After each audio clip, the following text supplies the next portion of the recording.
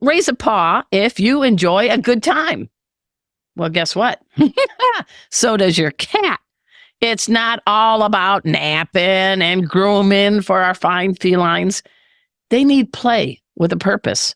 And here to share why play can be a major key to your cat's happiness is one of the world's top cat experts. Please welcome to our show, certified cat behavior consultant, Dr. Michael Delgado. Hey, it's about time you got on my show, Dr. Delgado. Thanks for having me. Yeah, it's been too long, but here we are. And cats, as they say in the world of cats, you have unleashed a new book. It is called Play with Your Cat, the essential guide to interactive play for a happier, healthier feline. Play. I think that's one of the cat's favorite four-letter words. Don't you agree? Absolutely. Yes. Yeah, it was really a call to action. The title of the book really just says everything you need to know. You need to do it. Well, you get right to the point. That's what I like. And kind of tuning in for the folks on YouTube is my cat, Casey. He's kind of monitoring this interview too, because it's important to him to play. Cats need to play.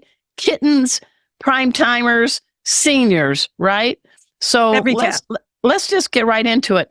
We've focused a lot on cats and the weird behaviors they do and the foods we need to feed them. I'm sorry. We forgot the other element, play. Why is play so important to any feline at any age? Yeah, it's a great question. And, I guess, arrived on this topic from working with so many cat owners who were not playing with their cats. And, often when I'm helping a client, their cat is having behavior problems, and play is often part of my treatment plan. And that's because play is not only a feel-good behavior, right? It's like bring your cat exercise, it helps reduce stress, takes their mind off things that might be bothering them in their environment, but it also reflects what we would call a species typical behavior, right? So these are behaviors that we want to see our pets exhibit that are normal and healthy for them to express. And for cats, predation and play are very similar. There's a lot of overlap.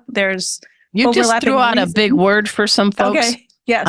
And I know it'll never be on a Jeopardy question, but maybe tell us about the two P's. Yeah. So predation, hunting. So that's really, so our cats are naturally predators, right? And that's something that has stayed true to them as a species throughout the process of domestication, right? So the cats of, ancient Egypt that people brought into their homes, the cats that we live with now, all still have this very strong instinct to hunt. Regardless of, if we keep them indoors, they may not get a lot of opportunities to hunt, except maybe if you've ever had a fly come into your house, you've really seen your cats, light up, right? They know, they're very aware that there's a little bug in your house and they would like to chase it around and hopefully catch it. They are a furry fly swatter. Yes. Yes. And so really play is about tapping into that hunting instinct in a way that doesn't hurt any birds. Your cat doesn't have to go outside, but and I'm not, here to lecture people on whether or not they should let their cats outside, but, it is, regardless of whether your cats go outside, it is an opportunity for them to engage in a fun behavior that helps maintain their health, helps you have a bond with them too, right? So it's not just about the cat, it's about the relationship you have with your cat. And hopefully for, some cats, it can actually reduce behavior problems because you're giving them, again, an outlet for this natural behavior that if they don't have an outlet for it, you might have a cat or kitten chasing your ankles, biting your hands. So we're really using it as a way to make our cats happier and healthier, but also, reduce some of those maybe annoying behaviors and, again, help you have a better bond with your cat. There's been a number of cat books out there, and I've humbly written some, and you have too, and Jackson Galaxy and others. Do you think we're finally getting to cover the topic that's long overdue, play? And so I wanted to ask, how is your book set up so people best understand? Because it sounds goofy, just wiggle a wand toy or toss a paper wad. No, guys, it's much more than that. Yeah, really, I've been wanting to write a book about cats, but I did not necessarily want to write just another book on how to take care of your cat, right? There's lots of fantastic books, and those books are very important, but I did want to highlight this one topic. And obviously I have a lot to say about it. Ages. As I dove into it, I was like, this is, there's a lot here. And so my approach to the book was really to first look at the science, right? I'm a scientist, so I wanted to look at the research on both predatory behavior in cats and play behavior in cats. And luckily, there's like a nice wealth of research on this topic. Back in the 80s, a lot of people studied kittens and play. And unfortunately, that's really where the play research was focused, is on kittens. Any of us who has had an adult cat knows that cats play throughout their lifetime. They can.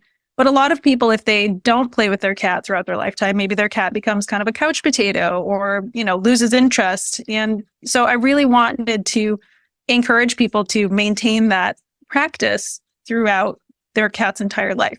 So my approach to the book was kind of half scientific, like here's what the science says, here's what cats do when they hunt, here's what they do when they play.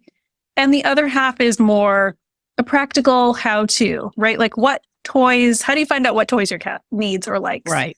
How do you move the toy? Because I see a lot of people with some bad technique, right? They don't know, maybe they don't recognize what they're doing when they're playing with their cat. Again, thinking you're allowing your cat to hunt the toy.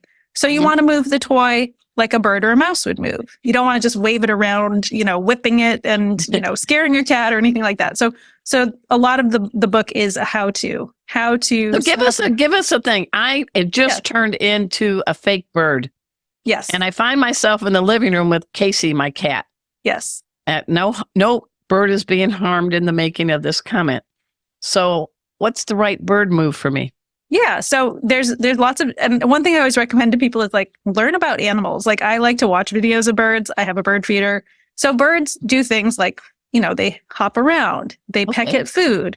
They might take off very suddenly and fly away, or maybe they would land on an elevated surface. So you can fly your bird toy over to the platform of a cat tree and then have it, fall. And maybe your bird is suddenly wounded and that's an exciting opportunity for your cat to kill them, right? So really thinking about incorporating things in the environment, like your cat furniture, your human furniture, cardboard boxes. Oh, yeah. Chewy and Amazon, we've been doing a lot of ordering, right? Exactly. So, also thinking about how you can utilize your environment to encourage your cat to use more of the space, get more exercise, climb things, jump down from things. And again, kind of tune into what would a bird do? What would a bird do if they were scared of a cat? They might try to hide or fly away, but you don't want to make it so hard that your cat can never catch the bird. So maybe we're a slightly less active bird at times, but also depends on your cat, right? If you have an older cat, then you're probably going to have a weaker prey toy. You're going to make it easier for your cat to catch the toy. You might move the toy much slower. Your cat might be doing more watching and patting with their paws than doing backflips like a younger cat will do, right? So I think sometimes people just think play is your cat's running around the house and doing these amazing backflips. And no, for cats, even when they're hunting, so much of the time they're spending hunting is on watching and calculating like when's the right time to make the move. And that's when we see the staring, the butt wiggle, and then you might see a pound. I had an ex like that, but that's another conversation. Yes. Okay. Yes. So yeah, I really want people to, I guess part of it is pay attention to how your cat is responding to the toy and also being present, because I think in this day and age, so many of us have our phones nearby. We're playing with one hand, we're texting with the other. And with play, I really encourage people to take that, 3 minutes, 10 minutes, 20 minutes, whatever your cat needs, to really be present with your cat and be the bird and act like a bug. And hopefully you will see positive results because of that.